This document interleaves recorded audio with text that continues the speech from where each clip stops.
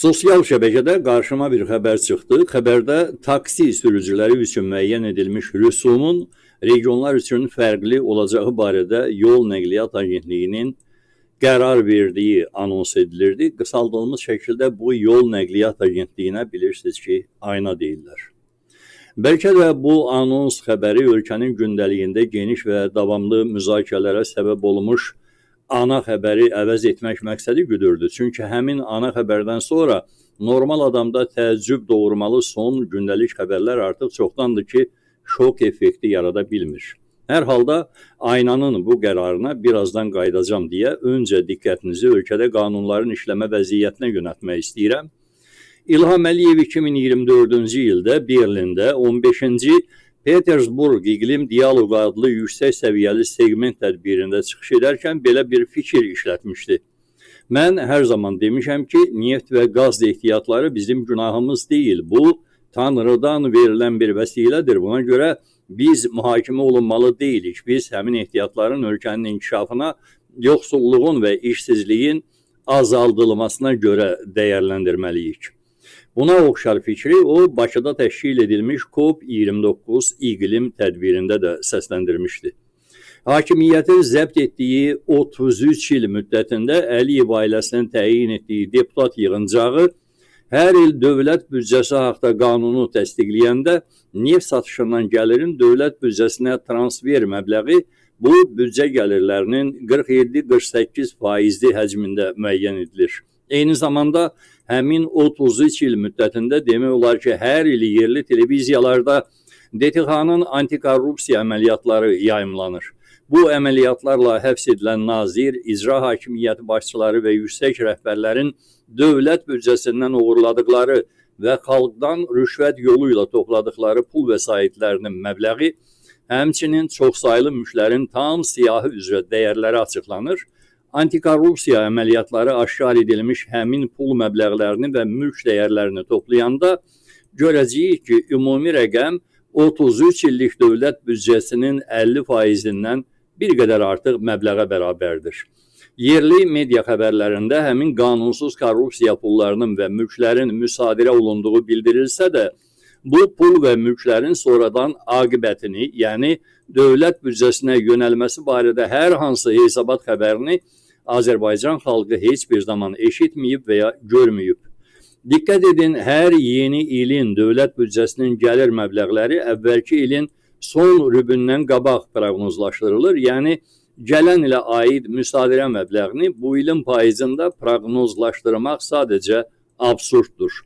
Absurd demişkən Əliyevin maliyyə nazirləri hansısa fövqəli hissiyyat bacarıqları sayəsində bu ilin sentyabr ayında Azərbaycan xalqının növbəti il nə qədər cərimələnəcəyini asanlıqla proqnozlaşdıra bilirlər. Deməli, əgər hər il keçirilən antikorrupsiya əməliyyatları ilə aşkar edilib müsadirə edilən pul və mülklərin məbləğləri həmin ilin dövlət büdcəsi üçün əvvəlcədən proqnozlaşdırılmış gəlir deyilsə, o zaman bu gəlirlər dövlət büdcəsi üçün gözlənilməyən əlavə gəlir hesab edilir. Bu isə dövlət büdcəsinin gəlir hissəsinin artımını və nəticədə büdcə profisitini formalaşdırmalıdır.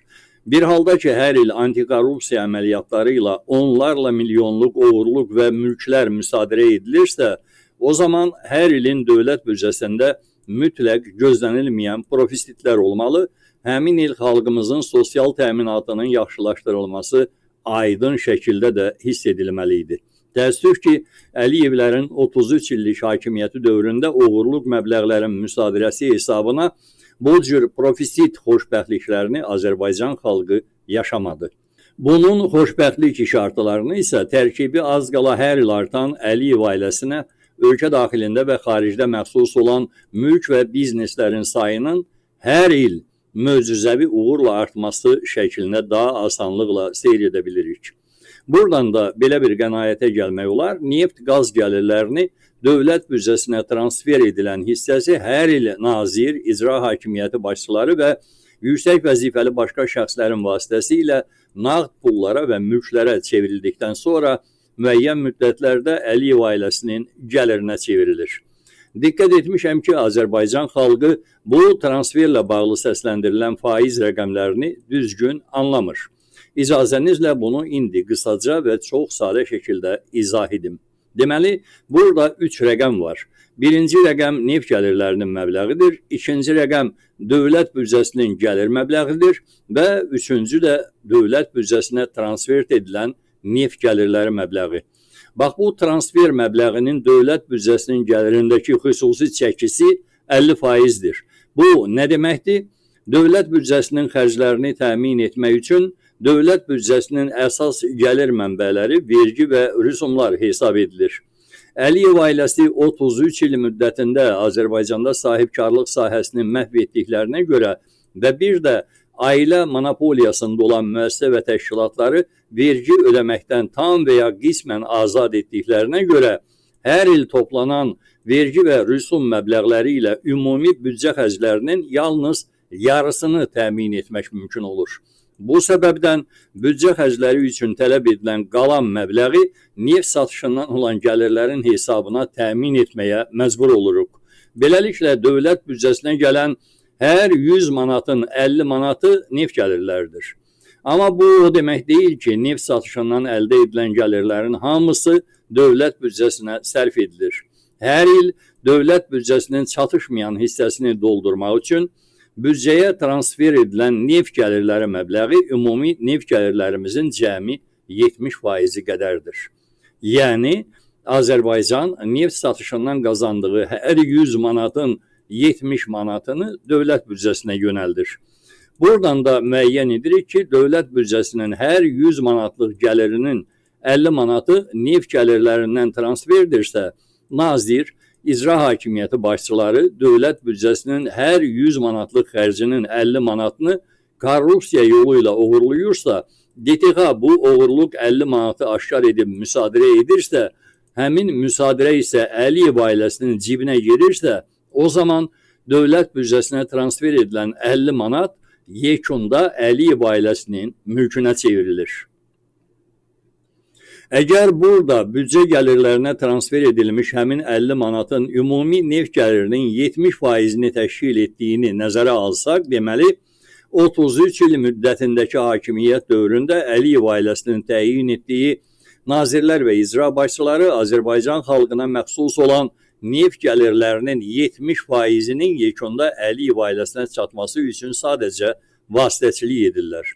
Onlar həm büdcənin xərclərini mənimsəyib, həm də xalqın şəxsi gəlirlərini rüşvət kimi toplayıb, sonra DTX əməliyyatları vasitəsilə sonda Əliyevə təhvil verirlər. Bu vasitəçilərin qazancı isə vəzifədə olub, uğurluq vasitəçilik etdikləri müddətdə təmtəraqlı oliqarx həyat tərzi yaşamaqları olur. İndi məntiqli sual yaranır. Bəs neft gəlirlərinin qalan 30%-nin aqibəti necə olur? Bu məqamda hər il Bakı şəhərində yaxud regionlarımızda neft gəlirlərinin və ya onun törəmə şirkətlərinin sponsorluq etdiyi beynəlxalq tədbirləri, yəni Eurovision'ı, Avropa idman oyunlarını, qarışmama, qoşulmama hərəkatının sammitlərini, COP29 tədbirlərini, muğam festivallarını, Formula 1'ləri və s. tədbirləri xatırlamağınız lazımdır. Bu tədbirlərin şişirdilən smeta xərcləri Azərbaycan xalqına məxsus həmin neft gəlirlərinin qalan 30% hesabına sadəcə birbaşa mənimsənilir. Və burada nə hansısa vasitəçi kənar şəxsə, nə də hansısa qəliz maliyyə fırıldağına ehtiyac da qalmır. Bu tədbirləri adətən ya ailənin hər hansı üzvünün, ya ailə komandasının sədaqətli qohumlarının başçılıq etdikləri çoxlu sayda şirkətlər təşkil edir ki, bu şirkətlərin maliyyə hesabatları da 2-3 ildən sonra Port Bakuda yerləşən beynəlxalq auditor şirkətlərinin Azərbaycan nümayəndəliklərinin köməyi ilə dırnaq arasında təmizlənir və sonra yuyulmuş şirkətlərin bir qismi yeniləri ilə əvəzlənməklə köhnələrin şübhəli izləri sadəcə yox edilir. Bu qədər bəsit, rahat bir lokum. Baxın, indicə sizə 33 il ərzində neft gəlirlərinin 70%-nin dolayı yolla, yəni dövlət büdcəsinə yönəldilib oradan uğurlanmaqla, qalan 30%-nin isə birbaşa, yəni beynəlxalq tədbirlər yolu ilə uğurlanmaqla bu neft gəlirlərinin 100%-nin hamısının Əliyev ailəsi tərəfindən necə talan edilməsini aydınlatdım. Bu aydınlatmadan önce ise həmin ailənin, daha doğrusu mafiyanın başçısı olan İlham Əliyevin beynəlxalq tribunadan biz neft ehtiyatlarının ölkənin inkişafına, yoxsulluğun və işsizliyin azaldılmasına görə dəyərləndirilməsinin qayğısına qalmalıyıq statını da xatırlatmışdım. Xalqın belə bir inancı var ki, hər doğulan uşağın qədəmi ilə ailəyə ruzi gələr. Necə oldu ki, bir yeni nəslin tam yetkin ömrünə bərabər olan 33 il müddətində 10 milyonluq xalqın, yəni doğulan uşaqları içərisində yalnız Əliyev ailəsində doğulan uşaqların qədəmləri və yalnız bu ailə üçün ruzili oldu. Necə oldu ki, Azərbaycan xalqının universitet bitirmiş balalarının 50%-nə işsiz qalmaq və xaricdə fəhlə işi axtarmaq nəsib olduğu halda Əliyev ailəsinin övladları və indi də sayı artan nəvələri hələ məktəb yaşlarından böyük şəbəkəli uğurlu bizneslərin sahibləri ola bildilər.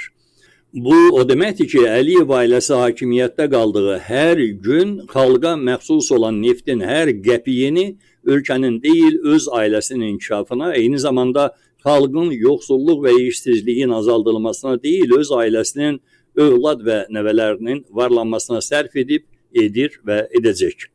Televiziyalarda isə belə bir təsəvvür yaradılır ki, Əliyev ailəsi Azərbaycan xalqının narazı qaldığı nazir və icra hakimiyyəti başçılarına qarşı hər zaman amansız mübarizə aparır, eyni zamanda Azərbaycan xalqı ölkədə hər il keçirilən beynəlxalq tədbirlərə görə sevinir və bu ailəyə rəğbət bəsləyir. Və yerli televiziyanı öz iqamətgahında izləyən Əliyev ailəsi həmin xəbər görüntülərinə və məlumatlara cahilcəsinə inanan xalqa yalnız gülür. Bu xalqın günbəgün artan zülmə hamılıqla etiraz etməməsinə hər gün sevinirlər.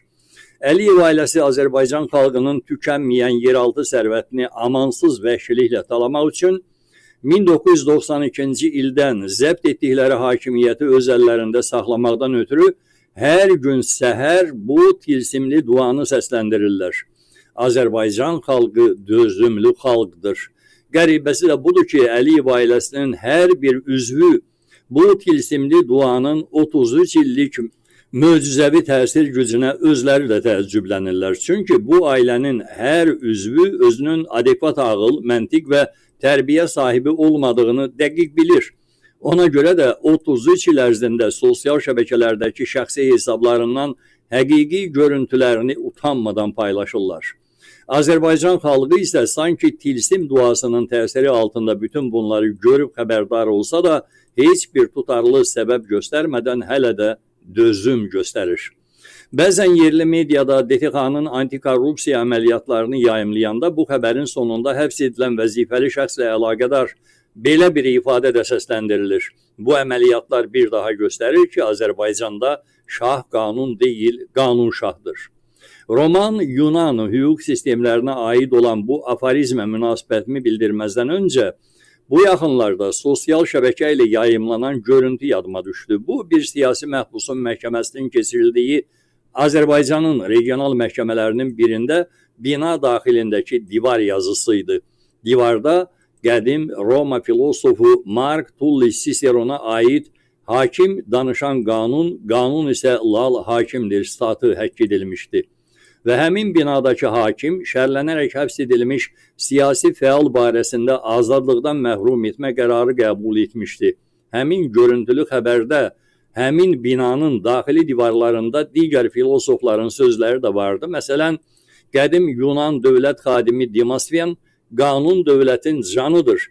Cansız bədən ölü olduğu kimi qanunsuz dövlət də məhvə məhkumdur sitatını, qədim Roma dövlət xadimi Luciani Seneca'ya aid qanunun qadağan etmədiyi bəzi şeyləri tərbiyə hissi qadağan edir statını həmin məhkəmənin divarlarına yapışdırmışdılar. Yerli media xəbərlərində səsləndirilən Azərbaycanda şah qanun deyil, qanun şahdır deyimindəki həqiqəti isə çox adam tam anlamır. Çünki qanun da, şah da yalnız dövlət olan yerdə mövcud ola bilir. Azərbaycanda isə çoxdandır ki, qanun da yoxdur, deməli şah da yoxdur, dövlət də yoxdur. Bu ölkədə nəsə varsa, biri Əliyevin mafiya ailəsidir, o biri də bu mafiyanın girovu olduğunu hələ də dərk etməyən çox güclü Azərbaycan xalqıdır. Gəlin, Azərbaycanda qanun, şah və dövlətin olmadığını elə sizinlə birlikdə sadə arqumentlərlə və bəsit dildə isbat edək. Deməli, Azərbaycanda istehsal, ticarət, aqrar və sair sahibkarlıq fəaliyyəti ilə yanaşı tək adamlıq peşə fəaliyyətləri, məsələn, taksi ilə sərnişin daşınma, bərbər, ayaqqabı təmiri, fotoqraf, dərzli və sair məşğuliyyətlər də var. Bu fəaliyyət və məşğuliyyətlərin hamısında məqsəd gəlir qazanmaq olduğuna görə hər bir kəs öz qazancına uyğun vergi ödəməlidir. Amma Əliyev ailəsi böyük gəlirli sahələri monopoliyaya aldığına görə xalq arasında tək adamlıq peşə sahiblərinin sayı olduqca çoxdur. Yəni, hər kəs özünü bir təhər dolandırmağa çalışır. Lakin sayca çox olan tək adamlıq peşə sahibləri arasında mühasibatlıq savadı olanların sayı olduqca azdır. Bununla belə onların həm gəlirləri, həm də xərcləri çıxılandan sonra qazancları o qədər kiçikdir ki, onlar nə ayrıca mühasibat xidmətindən istifadə edə bilirlər, nə də tələb edilən vergi bəyannamələrini müstəqil şəkildə təqdim etmək durumunda deyirlər. Nəticədə onlardan hər hansı gəlir və xərc sənədini toplamağı, həmçinin vergi bəyannaməsini göndərməyi tələb etmək vergi xidməti orqanları üçün sadəcə həddindən artıq inzibati yüklənməyə səbəb olur. Buna görə də qanunda tək adamlıq məşğuliyyət sahiblərinin çoxları bərbər, ayaqqabı təmiri, fotoqraf və bir də taksi sürücüləri üçün sadələşdirilmiş verginin bəyannaməsiz variantı aylıq patent ödənişinə bənzər fərqləndirmə nişanı almaları tələb edilir. Ölkənin müxtəlif yerlərində bu xidmətlərə tələbat fərqli olduğuna görə onların fərqlənmə nişanı üçün ödənilən vergi məbləği 4 zona üzrə fərqləndirilir. Misal üçün, taksi fəaliyyətinə görə fərqlənmə nişanının aylıq qiyməti rayon mərkəzləri üçün 9 manatdırsa, bu qiymət Bakı şəhəri üçün 2 dəfə çox 18 manat, Gəncə və digər iri şəhərlər üçün 1,5 dəfə çox, yəni 13,5 manat müəyyən edilib. 2013-cü il prezident seçkilərində hakimiyyəti növbəti dəfə və biabırçı saxtakarlıq formasında zəbt etdikdən sonra neft gəlirlərinin hər il artdığı dövrdə İlham Əliyevə iri xərc məbləğli yeni layihələr lazım idi. Bu ideya 2015-ci ildə doğuldu. Avropa ölkələrinin xalqlarının 500 il ağıllarına gəlməyən ideya birinci Avropa idman oyunları idi. Taksi sürücülərinin qara günləri İlham Əliyevin şəxsi ideyası sayəsində başlandı. Bakıdakı yol tıxaclarını və avtobus marşrutunu qaydaya salmaq üçün öncə Bakı Nəqliyyat Agentliyi yaradıldı, sonra paytaxtda Badımcan taksi ləqəbi qazanmış London taksiləri və qırmızı rəngli yeni avtobuslar gətirildi. Daha sonra 10 milyon manat dəyərində pullar heç zaman işləməyən ağıllı nəqliyyat layihəsinə xərcləndi. Hətta həmin agentliyin öz aylıq xərclərini ödəməkdən ötürü Əliyev ailəsinin deputatları hansısa qabaqcıl ölkənin beynəlxalq təcrübəsinə istinadən taksi sürücüləri üçün yol haqqı adlı qanunsuz əlavə rüsum müəyyən etdilər. Müqayisə üçün bildirim ki, bugün istənilən Avropa ölkəsinə və ya Amerikaya, hətta miqrasiya edən şəxs sadəcə misal üçün Uber mobil aplikatorunu yüklədikdən sonra öz maşını ilə istənilən yerdə taksi fəaliyyəti göstərə bilir.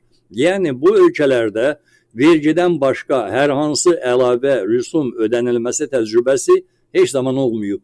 Çünki bu cür əlavə ödənişlər yalnız talançılıq hesab edilir. Beləliklə, Bakı Nəqliyyat Agentliyinin səlahiyyət ərazisini ölkə boyunca böyütmək zərurəti yarananda 2022-ci ildə Bakı Nəqliyyat Agentliyini aynaya çevirdilər. İndi həmin ayna artıq bütün ölkə ərazisindəki yollara çıxmaq üçün taksi sürücülərindən 50-100 manat məbləğində qanunsuz rüsum yığmaqla bir də parklanma cərimələri yazmaqla məşğuldur. Bu rüsum ona görə qanunsuzdur ki, taksi sürücüləri aynanın parklarından istifadə etmədən Uber, Bolt kimi müstəqil operator xidmətinin sifarişlərini yerinə yetirirlər. Beləliklə, hazırki qanunsuz rüsum yığımına qarşı hər hansı kütləvi etirazın olmadığını görən ayna, həmin rüsumun biraz da artırılmasını qərara alıb.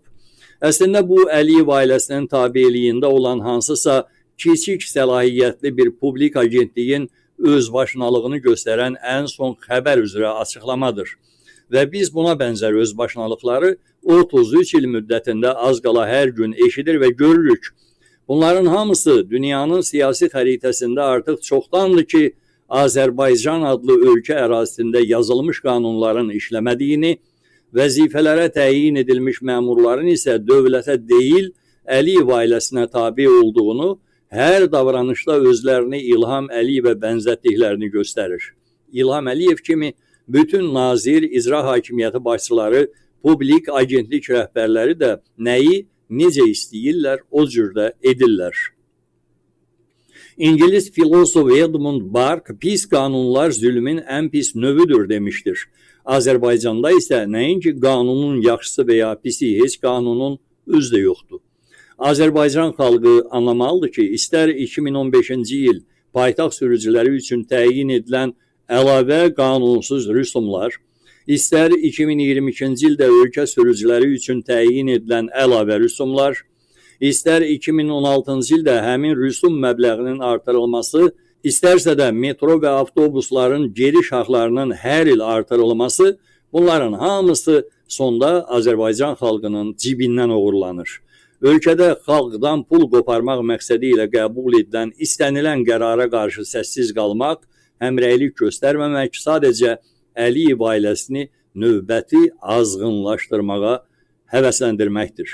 Azərbaycan Saatı kanalı ötən müddət ərzində çoxlu sayda qonşu dövlətlərin təcrübələrinə əsasən həm qanun və hüquq pozuntularına qarşı ayrı-ayrı xalqların nə cür kütləvi reaksiya verməsi ilə bağlı, həm də ayrı-ayrı diktatorların öz xalqları tərəfindən nə cür yola salınması ilə bağlı müqayisəli məlumatları səsləndirib. Bu məlumatları səsləndirməkdə məqsəd, qanun və hüquqları pozan prezidentlərin istifaya göndərən ya diktatorlarını hakimiyyətdən qovan çoxlu sayda xalqlardan fərqli olaraq Azərbaycan xalqının öz qanuni hüquqlarını daha yaxşı bildiyini göstərməkdir. Bu cür mövzularda bəzi tarixi məlumatların xatırladılmasında məqsəd Azərbaycan adlı dövlətin 70 ildən sonra bir vaxtlar ən qüvvətli hesab edilən Sovet kommunist müstəmləkəçiliyindən azad etmiş xalqa, qorxaq Əliyev ailəsinin işğalından daha rahat qurtula biləcəyi gücə malik olduğunu yadına salmaqdır.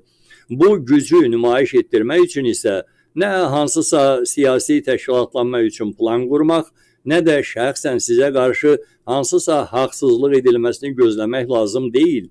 Sosial şəbəkədə gündəlik qarşınıza çıxan istənilən vətəndaş narazılığına hər kəsin bəyənməsi, paylaşması, həmrəylik şərhini yazması kifayətdir.